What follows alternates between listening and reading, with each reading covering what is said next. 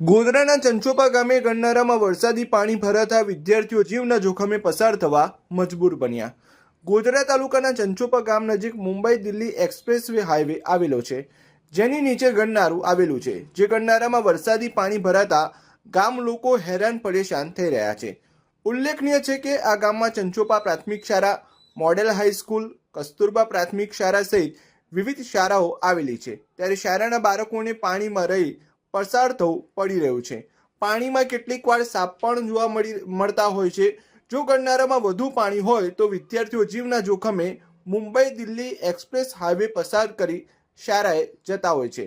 આ મામલે સ્થાનિકો દ્વારા અનેકવાર રજૂઆત કરવા છતાં રજૂઆત સાંભળવામાં આવતી નથી. ત્યારે આ સમસ્યાનો કાયમી ઉકેલ આવે તે ખૂબ જરૂરી છે. ગોધરા તાલુકાના ચંચોપા ગામે બોમ્બે દિલ્હી હાઈવે આવે છે. એને નીચે જે ઘરનાળું છે ત્યાં પાણીની ખૂબ સમસ્યા આવે છે અને સ્થાનિક લોકોને અવર જવર માટે એ ખૂબ સમસ્યા છે અને પાણીનો બહુ સંગ્રહ થઈ રહ્યો છે.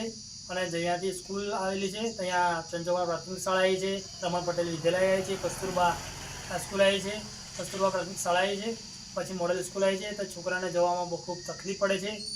તો રોડ ખાતાવાળાને 4 થી 5 વખત જાણ કરવા છતાં એનું કોઈ નિરાકરણ આવ્યું નથી. તો અમારે એટલું આ વિડીયોના માધ્યમથી તમને જણાવવા માગે છે કે આનો કોઈ નિકાલ આવે એવી અમારી અપેક્ષા છે. અને 5 થી 6 વખત જાણ કરવા છતાં એનો કોઈ નિકાલ આવ્યો નથી અને ઢેચણ જેટલું પાણી ભરાઈ જાય છે અને અંદર ફ્રીજની અંદર સાપ બી ફરે છે. તો આ છોકરાને બહુ અવર જવા માટે તકલીફ પડે છે. તો આ વિડીયોના માધ્યમથી અમે જણાવવા માગીએ છીએ કે આ પાણીનો નિકાલ તો એવું કરો, એવો અમારા વિડીયોથી માધ્યમથી જણાવવા માગીએ છીએ.